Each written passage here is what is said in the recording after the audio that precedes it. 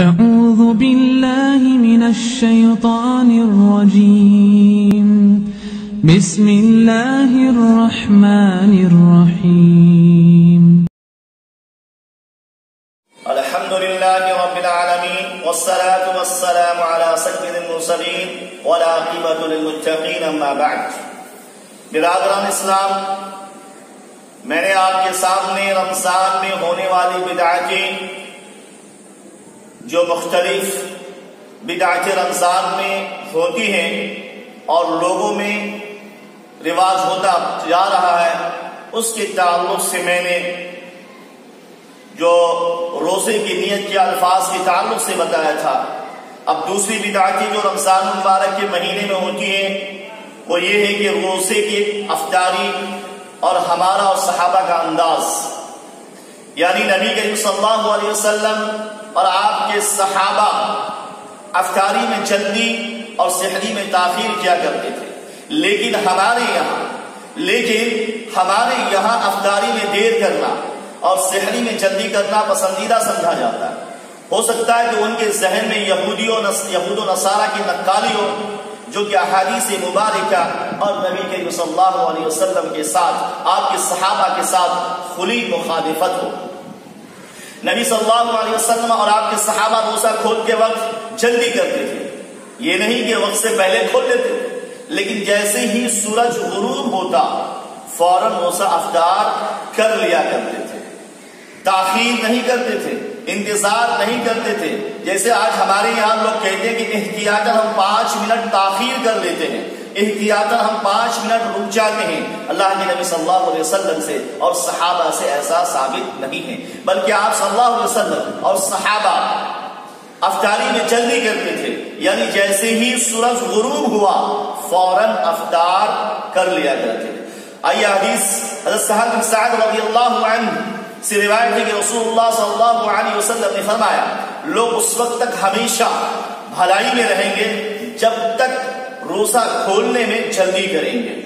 یعنی لوگ ہمیشہ بھلائی میں رہیں گے اس وقت تک جب تک لوگ روزہ کھولنے میں جلدی کریں گے، یعنی وقت غروب ہوا سورج، وقت ہوا روزہ کھول لیے، احتیاطاً 5 منٹ نہیں رکے، 4 منٹ نہیں رکے، انتظار نہیں کیا، احتیاطاً نہیں برتا، بلکہ جیسے ہی وقت ہوا اور روزہ افطار کر لیے. دوسری حدیث ابو عطیہ رضی اللہ عنہ فرماتی ہے کہ میں اور مشروب دونوں حضرت عائشہ رضی اللہ عنہ کے پاس گئے اور کہا، اے ام المؤمنین، نبی کریم صلی اللہ علیہ وسلم کے صحابہ میں سے 2 آدمی ایسے ہیں، ان میں سے ایک روزہ افطار کرنے میں جلدی کرتا ہے اور نماز پڑھنے میں جلدی کرتا ہے، اور دوسرا افطاری کرنے میں دیر کرتا ہے اور نماز میں بھی. حضرت عائشہ رضی اللہ عنہا نے پوچھا، جو افطاری میں اور نماز میں جلدی کرتا ہے کون ہے وہ؟ ہم نے کہا وہ عبداللہ بن مسعود رضی اللہ عنہ. انہوں نے فرمایا کہ رسول اللہ صلی اللہ علیہ وسلم بھی اسی طرح کیا کرتے تھے. مذکورہ روایت سے پتہ چلتا ہے کہ نبی کریم صلی اللہ علیہ وسلم اور صحابہ کرام افطاری میں جلدی کیا کرتے تھے، لیکن ہمارے یہاں افطاری میں دیر کرنا پسندیدہ سمجھا جاتا ہے. ہو سکتا ہے یہود و نصارہ کی نقالی ہو، اور لیکن لاشعوری طور پر وہ انسان سنگین جرم میں پائے جاتے ہیں اور سنگین جرم کے مرتکب ہو رہے ہیں. مثال کے طور پر ہم آپ سے سوال کرتے ہیں کہ آپ روزہ افطار کیوں نہیں کرتے، تو جواب ملتا ہے جب میری مسجد میں اذان ہوگی جب میں روزہ افطار کروں گا. میں دوسرے مسلک والوں کی اذان پر روزہ افطار نہیں کرتا.